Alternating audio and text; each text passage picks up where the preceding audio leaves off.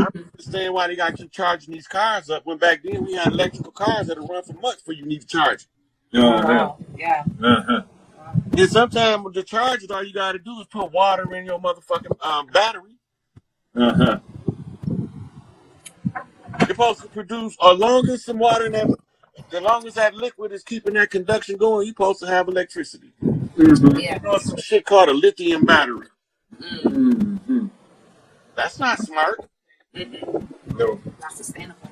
You took some real simple shit and made it complicated so you could get more money for it. That's what it all go back to. That's what it all go back to. That's why the plan to suffer and everything, because they took all the technology that was compatible with the mother, they corrupted it, bastardized it just to monetize it. Yep. But that's all right. It's all right. Because as Tupac say, back for everything they owe, no longer oppressed. So now we overthrow those that placed us in this rotten mess. It's a wrap for their ass. You're right. I love it. Yeah, you're right. I love it. It's a great time to be alive, my brother. It's a great time to be alive. Great I don't care time. what they keep pumping up through that propaganda. You know, they just pumping that fear. But if they try so hard to get that fear into you, that the opposite got to be Right. You know what I'm saying? The opposite got to be, because they're spending too much money to make you afraid. Right. That whole World Trade Center stuff was to slow everything down. There was a mass trauma. No doubt about it. Definitely. No doubt about Shit's it. starting to wake up. Hurry up, traumatize them. Fly plane into the building. But that was really knock 3 on the Scottish Rite telling us that we only got a certain amount of time before they try to make their move to take over. I heard that. Because the first one was the first World Trade Center in 91. Then it was the Federal Building in 94, 95. And then it was the 9/11. Three knocks. Yeah. Right. And then when the third knock, they stole a couple billion tons of gold from under the World Trade Center. Yeah. That's why they had to blow that motherfucker up. Wow. Because of the amount of wealth. It was the George Bush family. George Herbert Walker Bush ordered that. Every president between him and Trump, he owned them. I heard that. Trump refused to report to him, and the electorate knew that it was coming to close of the age. But before Trump could take power, they had to get rid of Bush. Because Bush was running the CIA, and they had secret intelligence connections around the world. And he was the highest ranked member of the invaders that came over here on this part of the land. He came in as a press guy, but he became a Bush. Right? They came in as bankers, but the old man press guy told him to go into the intelligence community. You say, because that's the only way he was going to be able to sink his fingers deep enough in to the society to take it over. So the Skull and Bones was the ones that was backing him, and them was the pirates. Okay. Conquistadors. Yeah. Spanish Moorish. Yeah. So them the ones who was the power source behind his operation. They thought because we went into a Kali Yuga to do the 200-year Kanja War, that they were just going to be able to do what they want. Right. But the mind of man can never circumscribe the mind of God. Hell no. So why they sitting there thinking they're going to go to war with God, them some silly motherfuckers. Right. You're going to never be Big Mama no matter how you try it. Because she got a boy for every last one of you motherfuckers to put you back in your place. That's right. No matter where you come from, no matter how big and bad you think your ass is, one of her boys gonna step up to the plate and find the problem. Right. And when we don't know what the problem is, we're gonna all pick a different part of the problem to try to fix. According to what we already know. Right. Right. I'm just got a habit of putting together the puzzles and got a habit of reading the culture. I heard that. Right? Nerd life, y'all know the rules, gotta do what you gotta do. Yeah. No doubt about it. You know, so I just paid attention to shit most motherfuckers don't pay attention to. My monkey man, he was playing monkey in the middle and I was catching the key. Yeah, I heard that, bro. But your recall is amazing. I mean, that's God level, no doubt about it. For sure. I mean, there's consuming information, there's comprehending the information that you consume, then there's recalling that information at the appropriate time. Right. And beyond thought, my brother. I mean, it's amazing. They always say we not from monkeys. Ain't nobody never said we was from monkeys. I said that the Anunnaki called us monkeys. See, there they go. They can't even get the information right. Right. I said the Anunnaki called us monkeys, and that's why our priest was called monks. But then he took that little bit of miss part they heard and ran the whole other gamut with it. You heard me? Yeah, he got his own. He heard what he wanted to hear instead of what Right. I said. Right. But that's okay. Everybody ain't supposed to come.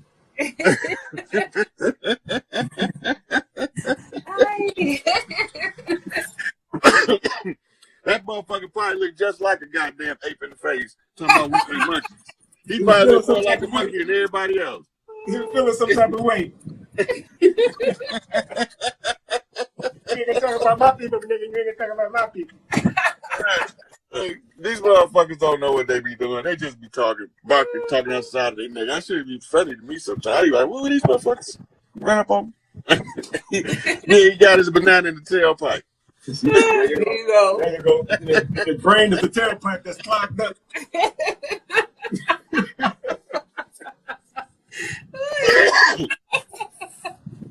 He don't even know. Oh, yeah. Yeah, we used to have corn festivals. Cornmeal, corn dishes from all over the land.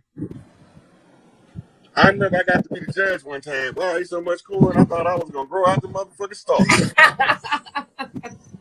Man, you better not say nothing bad about no corn with these grits. All the grits I done ate my life, man. You better not say nothing bad about no corn. Oh, yeah. Shit, I'll fuck some grits up, too, with some eggs. Ooh, I can get up right now and go fix some grits and eggs. What you talking about?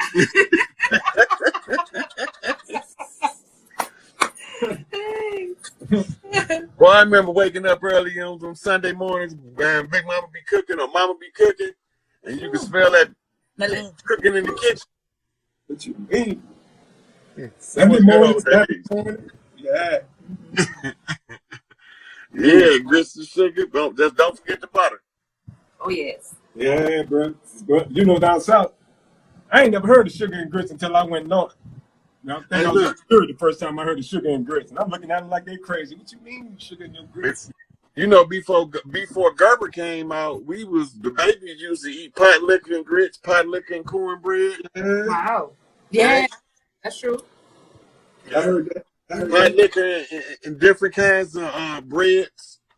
Then make it, mash it up. Feed it to the little babies. I remember all that shit like it was yesterday. I heard that. Yeah, man. I used to sugar and butter on rice. I got that from India, though, from one of my lives over there. What's that? Butter and sugar on rice. Butter, sugar, and rice. I heard that. Now we eat eggs and rice too now. Yeah, when I was a baby, that was my thing. Yeah. Yeah. Well, I past life from. They got a meal they make in India that's similar to that. Oh, okay. But it's made with ghee butter, sugar, and then it got some kind of like little spice, a little hint of spice in it. Yeah. When I was little, I used to remember it because I used to always be asking for it. But they used to give me butter, sugar, and put it in my rice when I be asking for it. Because they didn't know what the hell I'm talking about. I know what I'm talking about, but they didn't know what I was talking about. So I used to be testing with I'd be like, I want the rice with the butter and the sugar. But they use I think they might use honey over there. Okay. Yeah. So yeah, but it was sweet rice with a little bit of spice to it. It was made in India. Yeah. Oh wow. Wow, good to know. Man, oh man. That milk toast, you put the cornbread in the milk too. You had to. Put cornbread in milk. No. Cornbread. Yeah, cornbread and buttermilk. Okay. I bet that's what my grandmother would have ate. I bet she would have ate that. Yeah. My father ate that up to the end. He ate all that shit. That was his thing. Yeah. Cornbread and buttermilk. He didn't like a lot of sweets. You know, so he eat that cornbread and buttermilk is with a good touch of sugar in it. Yeah. So it ain't so tart. Yeah. We messed that up too. When I was little, we used to eat cornbread and buttermilk. All that stuff that's carryover culture that we genetically remember, but we don't be knowing where we get it from. Right. These children come out asking for stuff that you ain't never cooked, and you want to know why in the hell is they asking for that? They remember it from past lives. Yes. Yes. You know, and then it's like taking a comfort food. Right. You know? Right. I wouldn't eat beets when I was little, but I'll fuck some beets up right now. But it's a sympathetic connection with my mother.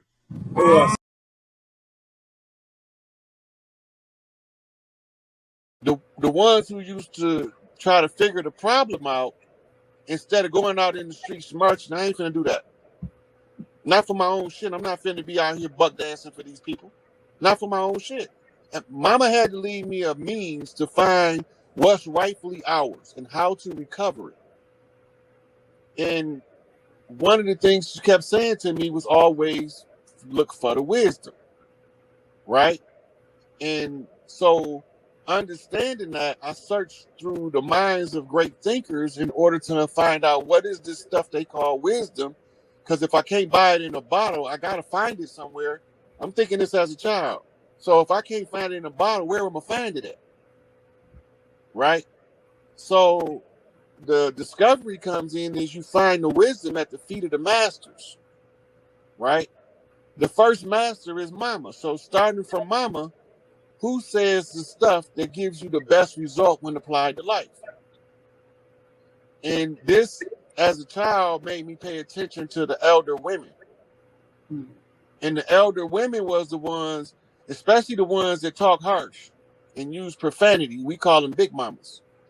They harvest the energy of Prime Creator in order to be guides to the family. Under the patriarchal system, we've been taught to call them old bitches and don't pay them no attention. And they telling us the solution to all of the world's problems, but we ain't listening as a collective. Some of us do. Some of us know if Mama say don't go down that street, something bad gonna happen, go the other way. Because if you go down that street, you're gonna walk right into the BS. I did it 1,000 times because I learned the hard way every time. And the hard lesson is the lesson that you're gonna learn and gonna internalize the deepest. Because it's gonna hurt the most that you keep going through the same foolishness. But when you wise up, that's gonna become entrenched in you as your biggest lessons, the ones that was hardest to learn. And the hardest lesson to learn was at the feet of the masters is to follow the voice of the women who give wise guidance. And you can tell the difference by the character of the women, right? So when I see you on here complain about them calling Noble Drew Ali a false prophet, some in my soul say you can't just let that go. You got to say something. So I said something. A lot of the Moors is like, what is this thing? Where did he come from? I thought he hated all the Moors. I keep telling them over and over, I'm not anti-Moor, I'm anti-dirty Moor. So I started studying great people because I didn't really know what a master was. But the great people's information, they give references to other great people who turns out to be masters, right? And in our community, each one teach one, we all got to reach some. And if we reach enough, we can spread the information. Now, the land, the Mississippian rule, this is deep culture, organic North America. Any culture that comes on the land, we have to have a significant influence on it through the arts and the entertainment. So we can use these things in the time of crisis to communicate the recovery from the oppression or whatever adverse force overtakes us on the land. Now we have to time the solution in order to correctly end the problem. So in the course of the studies, when you run across Marcus Garvey, Noble Drew Ali, Prince Hall, David Walker, Booker T. Washington, W.E.B. Du Bois, you don't look at them in their conflicts, you look at them in their agreements, right? So they tell us that Du Bois and Garvey don't get along because Garvey is what you call a totalitarian recovery expert. In other words, he come to recover the whole of the original structures from its original source out of the Blue Lodge, where Du Bois comes from a different angle or perspective of view. He said that only a 10%, what we call the talented 10th, will ever do anything of significance to rise to positions of prominence in any society. Therefore, we should focus on isolating that talented 10th and maximizing the input in the bank, right?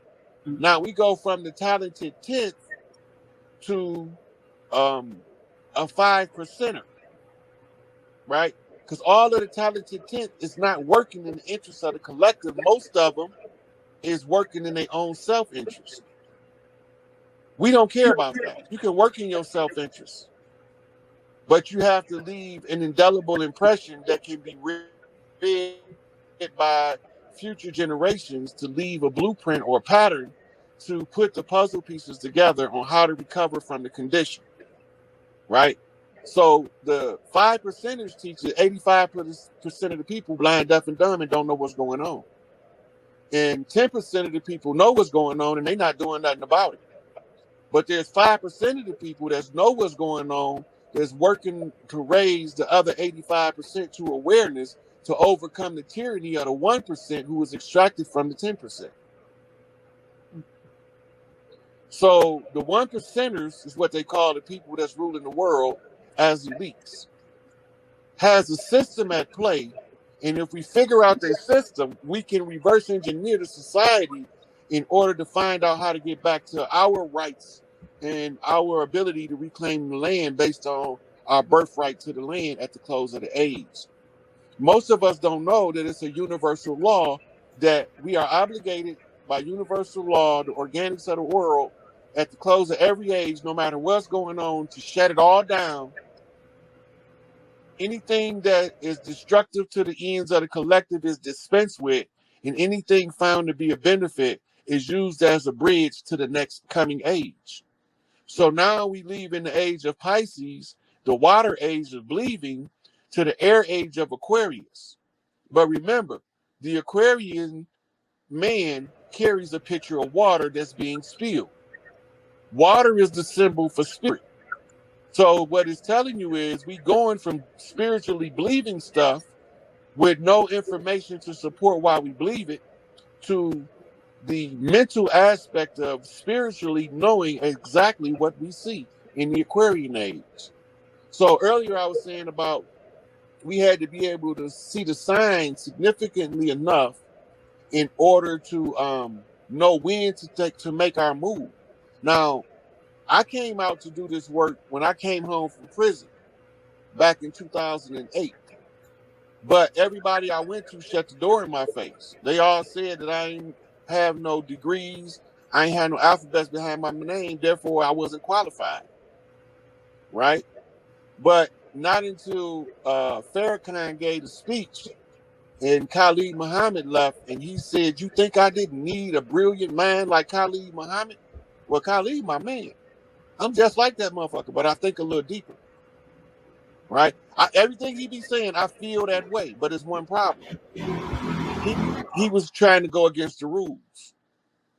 He was trying to fight the enemy in the physical when it's a spiritual war taking place, right? You can't fight a physical war that's spiritual. You have to fight the spiritual side and let the effects manifest in the physical arena. In this case, we use universal law weaponized to fight tyranny and oppression around the world. And after you go through the dark night of the soul, you begin to see the pattern in which universal laws apply. And this is where me learning the functions, structure, and intricacies of civics and the changing of rulership in past historical contexts in both hostile situations such as a coup d'etat to more amicable transformations such as a king seceding from the throne and another king ascending in his place. There is a civics solution to the problem. Well, the first time I became aware that there was a civics solution to the problem is when Noble Drew Ali said that I started a civics organization. The contradiction that made me raise an eyebrow is ask, why are they patterning it now as if it's a religion? Right? So that took me back to Albert Pike's The Morals and the Dogma. Because under the civics, there's no dogma involved because you're unraveling the legalese. But if you can get them to chase the dogma, they won't really take the civics serious enough in order to exercise a superior jurisdiction to overthrow the imposters on the land, because the only way you can do it is to go back to your original system. Your original system is a matriarchal system based off the